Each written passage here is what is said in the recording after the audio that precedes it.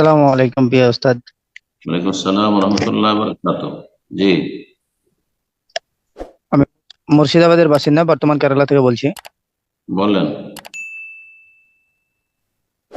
Sir, আমার প্রশ্নটি হচ্ছে যে ইমাম আবু হানিফা কি আহলুস সুন্নাত ওয়াল জামাতের আকীদার ইমাম ছিলেন? কিছু কিছু আলেম ওলামা বলছেন যে উনি আহলুর রায় ছিলেন।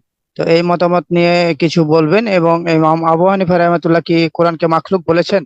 এই বিষয়টা নিয়ে একটু কনফার্ম করবেন। তারিখে বাগদাদে একটা নামে কিতাব আছে, ওই কিতাবটাতে কিছু পূর্বের ইমামগণ উল্লেখ করেছেন। তো এই বিষয়টা একটু ক্লিয়ার করলে যা যা অনেক উপকৃত হব।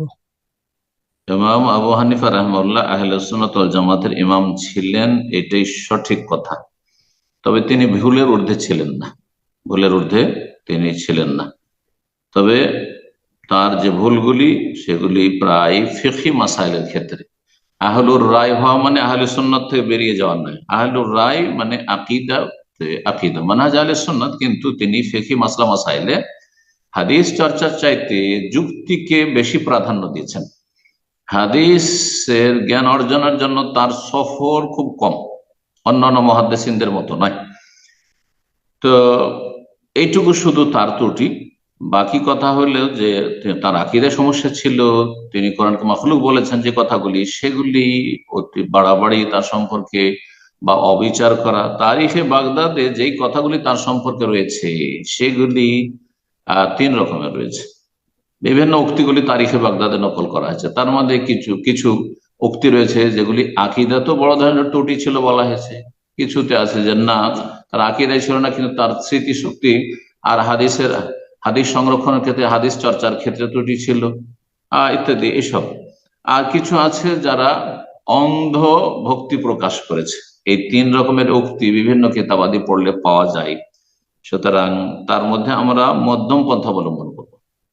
তার সম্পর্কে অধিকাংশ উম্মতের ওলামায়ে কেরাম, হানাফি, শাফি, মালিকি, হাম্বলি, যারা বিজ্ঞ ওলামা, তারা যে কথাটি বলেছেন সেটাই আমি আপনার সামনে পেশ করব। সেটা হচ্ছে ইমাম আবু হানিফা রাহমাতুল্লাহ আকীদায় কোনো ত্রুটি ছিল না, যা দেওবন্দি আর বেরেলভিদের মধ্যে রয়েছে, মোটেই ছিল না। কিন্তু তার ফিকহি মাসলা মাসাইলে বহু হাদিসের বিরোধিতা হয়েছে তার। সেটা বিভিন্ন কারণে হইতে পারে, যে কারণগুলি রফুল মালাম আন আইমাতিল আলাম ইবনে তাইমিয়া রাহিমাহুল্লাহর কিতাবাতিতে সেই কারণগুলি বর্ণনা করা হয়েছে। হাদিস পাননি, হয়তো সেই সময় তার কাছে পৌঁছেনি। হাদিস পৌঁছেছে কিন্তু দুর্বল তরিকে সূত্রে পৌঁছেছে, সহি সূত্রে পৌঁছেনি, কিন্তু পরে দেখা গেছে হাদিসটি সহি। অথবা দেখেছেন যে সাহাবীর আমল তো এরকম, দেখছি কোন সাহাবীর আর হাদিসটাকে হয়তো গুরুত্ব দেননি। তো এইরকমটা হয়েছে, বিভিন্ন ক্ষেত্রে এরকম হয়েছে। তো ফিকহি মাসলা মাসাইলে তার ইজতিহাদি রায় মত প্রাধান্য পেয়েছে। এই জন্য আহলুর রায় বলা হয়। আহলুর রায় মানে এই নয় যে আহলে সুন্নাত থেকে খারিজ, আহলে বিদআত, মোটেই নয়।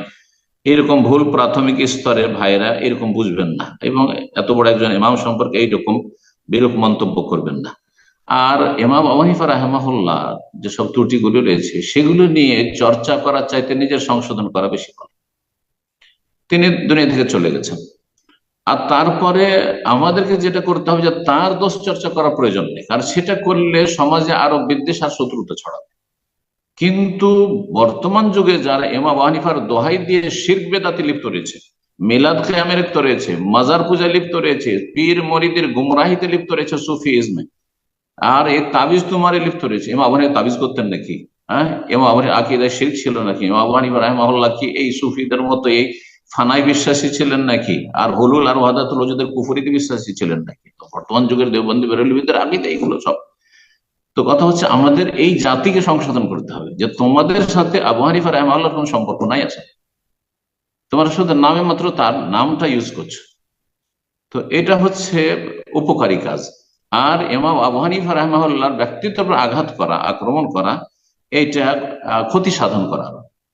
এই জন্য বড় বিজ্ঞ একজন আলেম, যিনি আমার ওস্তাদ সৌদি আরবের, তিনি একসময় বলেছেন যে ইমাম আবু হানিফা, শাফি, মালিক, আহমদ, তাদের যে যার যার ভুল ত্রুটিগুলো রয়েছে, তো এ কাদ জাওয়াজাল কান্তারা, এরা পুল পার করে চলে গেছে। এদের সম্পর্কে যদি আপনি বলেন যে এদের আকীদায় সমস্যা ছিল, তাহলে গোটা দুনিয়া কেউ বিশ্বাস করবে না, উল্টো এতে ক্ষতি হবে। কথা বোঝা গেছে? এটা ঠিক ওই রকমই যে ওপর দিকে যদি থুথু ফেলেন, তাহলে থুথু আপনার উপর এসে পড়বে। যারা আমাদের শত্রুতা করছে, কোরআন সুন্নাহ যারা আমরা দাওয়াতের কাজ করছি তাদের শত্রুতা করছে, আর শত্রুতা করে তারা নিশ্চিহ্ন হয়ে গেছে আর হয়ে যাবে। ইবনে তাইমিয়া রাহিমাহুল্লাহ শত্রুতা করেছে আর তারপরে সব নিশ্চয় দুনিয়া থেকে বিদায় হয়ে গেছে, চলে গেছে, তাদের নাম নেওয়ার কোনো লোক নেই। কথা বলছেন? তো ইমাম আবু হানিফার সমালোচনা করা এটা হচ্ছে ওপর দিকে থুথু ফেলার মতো, এতে কোনো লাভ নেই। তবে ইমাম আবু হানিফার দোহাই পেড়ে যারা বিদআত এবং শিরকে লিপ্ত রয়েছে তাদের সংশোধনের কাজ করুন, তাদের ইসলাহের কাজ করুন। আল্লাহ তৌফিক দান করুন। জি।